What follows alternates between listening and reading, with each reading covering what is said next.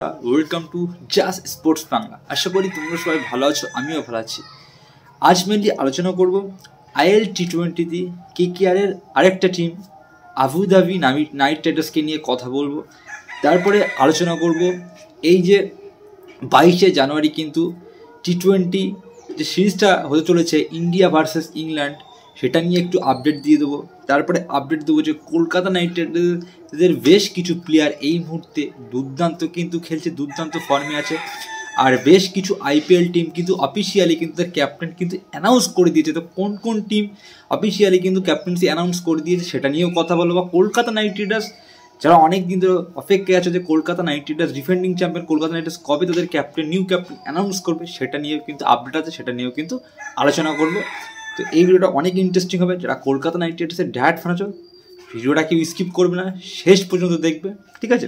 তো আর দেরি না করে এক এক করে টপিকস নিয়ে আলোচনা করবো। তো তার আগে একটাই তোমাদের কাছে রিকোয়েস্ট, যদি তোমরা এই জাস্ট স্পোর্টস বাংলা চ্যানেল নতুন সব প্লিজ চ্যানেল সাবস্ক্রাইব করবে। আর এই ভিডিও তো তার আগে তোমাদের কাছে আমার একটাই রিকোয়েস্ট, যদি তোমরা জাস্ট স্পোর্টস বাংলা চ্যানেলটাই নতুন সব প্লিজ চ্যানেল সাবস্ক্রাইব করবে। ভিডিওটা ভালো লাগলে অবশ্যই ভিডিওটা লাইক করবে, ভিডিওটা বেশি বেশি করে শেয়ার করবে। তো এক এক করে টপিকস নিয়ে আলোচনা করি। দেখো, ফার্স্টে আমরা আলোচনা করবো যে ইন্ডিয়া ভার্সেস যে ইংল্যান্ডের যে টি20তে সিরিজটা আছে 5 দিনের, এটা কিন্তু 22 জানুয়ারি কিন্তু ইডেন গার্ডেন থেকে কিন্তু স্টার্ট হবে। তো অলরেডি কিন্তু ইডেন গার্ডেনে কিন্তু সমস্ত প্লেয়াররা কিন্তু প্র্যাকটিস কিন্তু শুরু করে দিয়েছে, যেখানে গৌতম গম্ভীর যে হেড কোচ সেও কিন্তু সেখানে উপস্থিত আছে। তারপরে ইন্ডিয়া যে batting coach Abhishek Nayar, assistant coach Ryan Tendulkar, সবাই কিন্তু ইডেন গার্ডেনে কিন্তু ফুলদমে কিন্তু প্র্যাকটিস করছে। তো মেনলি কিন্তু ইডেন গার্ডেনে কিন্তু যেসব প্লেয়ার অর্থাৎ কলকাতার বেশ কিছু প্লেয়ার কিন্তু এই টি20 ফর্ম্যাটে কিন্তু সুযোগ পেয়েছে, যেখানে বরুণ চক্রবর্তীর মতন যে প্লেয়ার এখন দুর্দান্ত কিন্তু ফর্মে আছে, প্রত্যেকটা টুর্নামেন্টে বলো দুর্দান্ত খেলেছে। বিজয় হাজারে কিন্তু আগুন লাগানে বল করেছে, যেখানে সৈয়দ মোস্তাক আলীদের দুর্দান্ত খেলেছে, যেখানে আইপিএলে কিন্তু প্রায় 20-22টা কিন্তু উইকেট নিয়েছিল, যেখানে ইন্ডিয়ার হয়ে ডেবিউ করেছিল যখন সাউথ আফ্রিকার সাথে যে টি20 সিরিজটা সেখানে কিন্তু দুর্দান্ত কিন্তু রেকর্ড করেছিল। তো এক কথায় আমরা বলতে পারি যে বরুণ চক্রবর্তী যে ফর্মে আছে ভাই, ইংল্যান্ডের কিন্তু প্রবলেম হতে পারে কিন্তু বরুণ চক্রবর্তীর ফেস করা। তো বরুণ চক্রবর্তী, রিঙ্কু সিং, অবভিয়াসলি রিঙ্কু সিং ইডেন গার্ডেনের মাটিটা সে ভালো করেছে, কারণ ইডেন গার্ডেনে সে প্রচুর খেলেছে। আইপিএলে কলকাতা নাইট রাইডার্সে অনেক বছর ধরে খেলছে। তো রিঙ্কু সিংয়ের কিন্তু এই ইডেন গার্ডেনে কিন্তু দুর্দান্ত কিন্তু খেলবে। আর রিঙ্কু সিং কিন্তু এই মুহূর্তে কিন্তু দুরান্ত কিন্তু ফর্মে আছে। বিজয় হাজারাতে ভালো খেলেছে, সৈয়দ মোস্তাক আলীতে দুরান্ত খেলেছে। তো এক কথায় আমরা রিঙ্কু সিংও ভালো খেলছে। এবার যদি আমরা বলি যে হর্ষিত রানা, দেখো হর্ষিত রানা কিন্তু এই ছেলেটাকে কিন্তু ইন্ডিয়া যারা সিলেকশন কমিটি বলো বা হেড কোচ বলো বা কোচিং যারা আছে, তারা চায় যে হর্ষিত রানাকে কিন্তু যে 3টে ফরম্যাট আছে অর্থাৎ টি20, ওডিআই আর টেস্ট, এই 3টে ফরম্যাটে কিন্তু কন্টিনিউ কিন্তু খেলাতে চায় কিন্তু হর্ষিত রানাকে। দেখো, কারণ মোহাম্মদ শামি কিন্তু সে অলরেডি ইনজুরি প্রুন প্লেয়ার, তার বয়স হয়ে গিয়েছে। তারপরে তোমার মোহাম্মদ সিরাজ, একমাত্র মোহাম্মদ সিরাজই আছে। তো মোহাম্মদ সিরাজের যদি কোনো প্রবলেম হয়ে যায় তখন কিন্তু হর্ষিত রানাকে কিন্তু খেলাতে পারবে। অবভিয়াসলি বুমরা তো আছে, তো বুমরা তো দেখো 35 বছর তার বয়স চলছে, বুমরা হয়তো আর 2-3-4 বছর পরে খেলবে, তারপরে থেকে অবসর নিতে হবে। তো ওই জন্য ইন্ডিয়া চাচ্ছে যে হর্ষিত রানার মতন বলারকে তারা এমন একটা বলার তৈরি করবে যে সে 3টে ফরম্যাটে কন্টিনিউ 7 থেকে 8 বছর যেন খেলতে পারে। আর হর্ষিত রানা সে আমরা সবাই জানি যে সে এখন লম্বা চড়া, তার স্লিম ফিগার আছে, তারপরে সে ব্যাটিংও করতে পারে লাস্ট এসে, ঠিক আছে? ওই জন্য হর্ষিত রানা কিন্তু প্রত্যেকটা ফরম্যাটে কিন্তু খেলবে। তো হয়তো টি20 সিরিজে হয়তো 1টা থেকে 2টো ম্যাচ কিন্তু হর্ষিত রানা কিন্তু অবশ্যই কিন্তু ডেবিউ করবে। এবার আমরা কথা বলবো যে এই ম্যাচের ক্যাপ্টেন্সি সূর্যা কুমার করবে। আর ভাইস ক্যাপ্টেন কিন্তু যেখানে হার্দিক পান্ডের মতন প্লেয়ার ছিল, হার্দিক পান্ডেকে কিন্তু ভাইস ক্যাপ্টেন দেয়নি বিসিসিআই, কাকে দিয়েছে না অক্ষর প্যাটেলকে। তো এ থেকে বোঝা যাচ্ছে যে অক্ষর প্যাটেল কিন্তু ভারতের কিন্তু টি20 ফরম্যাটের কিন্তু ভাইস ক্যাপ্টেন হতে চলেছে। আর দিল্লি ক্যাপিটালসে নিয়ে যে আপডেটটা দেবো, অক্ষর প্যাটেলের জন্য অনেক গুড নিউজ আছে, ঠিক আছে? তো 22শে জানুয়ারি কিন্তু আমরা কিন্তু এই টি20 সিরিজটা দেখতে চলেছি, যেখানে অনেক প্লেয়ার, নীতিশ কুমার রেড্ডির মতন প্লেয়ার বলো, মোহাম্মদ শামি, হ্যাঁ অনেক দিন পরে কিন্তু মোহাম্মদ শামি আবার কিন্তু কামব্যাক করতে চলেছে।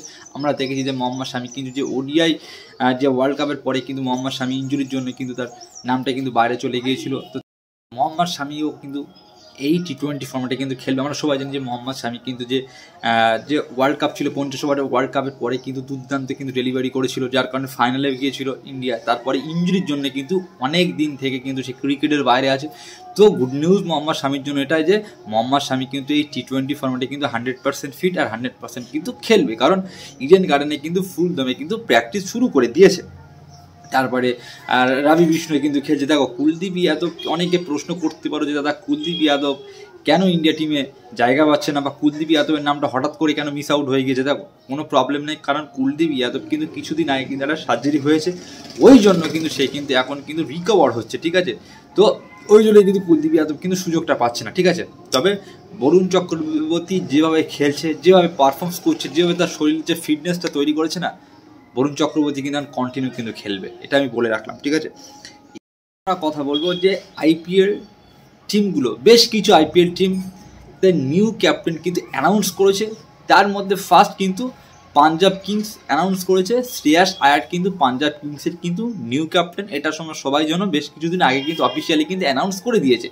তারপরে 4 থেকে 5 দিন পরে কিন্তু লখনৌ সুপার জায়ান্টস অর্থাৎ সঞ্জীব গোয়েঙ্কার টিম আর জাহির খান মেন্টর তারা কিন্তু তাদের নিউ ক্যাপ্টেন অর্থাৎ ঋষভ পান্তকে কিন্তু অ্যানাউন্স করে দিয়েছে। দুদিন আগে কিন্তু এ নিয়ে কিন্তু একটা অফিসিয়ালি কিন্তু একটা ভিডিও শুটেই কিন্তু এটা কিন্তু তারা অ্যানাউন্স করে দিয়েছে যে ঋষভ পান্ত কিন্তু তোমার লখনৌ সুপার জায়ান্টসের নিউ ক্যাপ্টেন। যেখানে নিকলেস পুরান ছিল, হয়তো নিকলেস পুরান ভাইস ক্যাপ্টেন হবে 100%, আর ক্যাপ্টেন কিন্তু ঋষভ পান্ত। আমি কিন্তু সপ্তাহখানিক আগে একটা ভিডিও করেছিলাম যেখানে কোন টিমের ক্যাপ্টেন্সি কে হতে পারে সেটা নিয়ে একটা ভিডিও করেছিলাম। সেখানে আমি বলেছিলাম যে নিকলেস পুরান আর ঋষভ পান্ত এই দুটো প্লেয়ার কিন্তু 50% দাবিদার আছে যে নিকলেস পুরানও কিন্তু ক্যাপ্টেন হতে পারে আর ঋষভ পান্তও কিন্তু ক্যাপ্টেন হতে পারে। তো ঋষভ পান্তের কিন্তু ক্যাপ্টেন্সি মোহর কিন্তু লেগে গিয়েছে। এবার আমরা যদি কথা বলি যে দিল্লি ক্যাপিটালসের ক্যাপ্টেন্সি নিয়ে যে বড় আপডেট আছে, দেখো আমি যেদিন এক সপ্তাহ আগে যে ভিডিওটা বলেছিলাম ক্যাপ্টেন্সি নিয়ে, সেখানে কিন্তু আমি এটা 100% বলেছিলাম, শিওর বলেছিলাম যে অক্ষর প্যাটেল কিন্তু দিল্লির কিন্তু ক্যাপ্টেন্সি 100% কিন্তু হতে চলেছে। যেখানে কেএল রাহুলের মতন প্লেয়ার আছে, যেখানে ফ্যাফ ডু প্লেসির মতন প্লেয়ার আছে। তো কেএল রাহুল আর ফ্যাফ ডু প্লেসি এই দুটো নাম কিন্তু, বিশেষ করে কেএল রাহুল কিন্তু ফার্স্ট চয়েস কিন্তু নেই দিল্লি ক্যাপিটালসের, ঠিক আছে। কারণ দেখো যখন অকশন আমরা দেখেছিলাম দিল্লির কিন্তু ফার্স্ট কিন্তু টার্গেট বা প্ল্যান ছিল কোন প্লেয়ারটা জানো, সেটা হচ্ছে শ্রেয়াস আয়ার।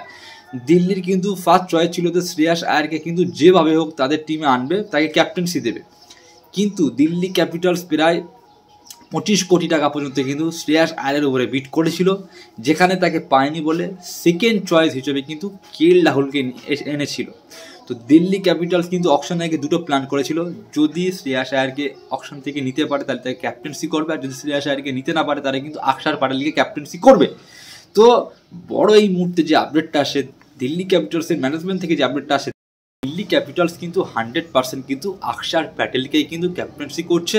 হয়তো ভাইস ক্যাপ্টেন হয়তো তোমার কেএল রাহুল হতে পারে, ঠিক আছে। এবার আমরা যদি কথা বলি যে ব্যাঙ্গালোরে ক্যাপ্টেন্সি কে হতে পারে, দেখো ব্যাঙ্গালোরে এই মুহূর্তে যে আপডেটটা যে বিরাট কোহলি কিন্তু ব্যাঙ্গালোরের নিউ ক্যাপ্টেন বা রাজত পাটিদার, এই দুটো প্লেয়ারের মধ্যে কিন্তু ব্যাঙ্গালোর কিন্তু একটা প্লেয়ারকে কিন্তু ক্যাপ্টেন্সি করতে চলেছে। এবার আমরা যদি লাস্ট যে টিমের ক্যাপ্টেন্সি দরকার সেটা হচ্ছে কলকাতা নাইট রাইডার্স। সব থেকে প্রবলেমে পড়েছে এই মুহূর্তে যে টিম ক্যাপ্টেন্সি নিয়ে, সেটা হচ্ছে Kolkata Knight Riders, defending champion Kolkata Knight Riders.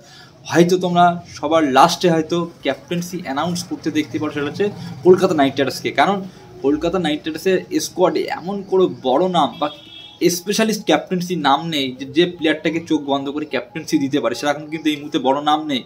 ওই জন্যই কিন্তু কলকাতা নাইট রাইডার্স কিন্তু প্রচুর টেনশনে পড়ে গিয়েছে, প্রচুর চিন্তায় পড়ে গিয়েছে যে কাকে তারা ক্যাপ্টেন্সি দিলে বেস্ট হবে, ঠিক আছে। তবে যে রিপোর্টটা আসছে যে তারা কিন্তু এই মুহূর্তে কিন্তু সুনীল নারিনের পারফরমেন্সটা দেখছে আইএল T20-তে, তারপরে রিঙ্কু সিংয়ের কিন্তু পারফরমেন্সটা দেখছে, ঠিক আছে। আজিঙ্ক্য রিয়ানিকে তারা কতটা ভরসা করছে যে তাদের কন্টিনিউ ক্যাপ্টেন্সি করবে কি, বা ভেঙ্কটেশ আয়ারকে কতটা বিশ্বাস করছে, এটা নিয়ে কিন্তু কলকাতা নাইট রাইডার্স কিন্তু মানে এই মাসের মধ্যে অর্থাৎ এই জানুয়ারির লাস্টের মধ্যে বা ফেব্রুয়ারির ফার্স্ট উইকের মধ্যে একটা মিটিং করতে চলেছে।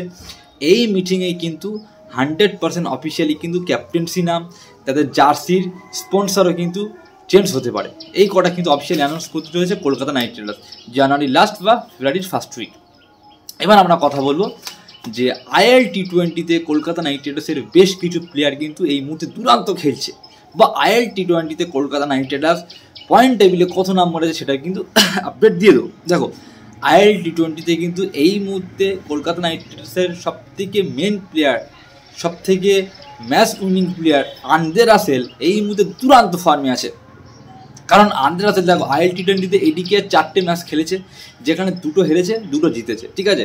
তো সেখানে কিন্তু আন্দ্রে রাসেল সে 10টা বল খেলুক বা 12টা বল খেলুক বা 6টা বল খেলুক না, যে কটা বল খেলুক না কেন সেই কটা বলে কিন্তু দুরান্তে কিন্তু পারফরমেন্স করেছে। কোনো দিন 12 বলে 24 রান, কোনো দিন 15 বলে 30 রান, এরকম কিন্তু একটা ঝোড়ো ইনিংস কিন্তু খেলেছে।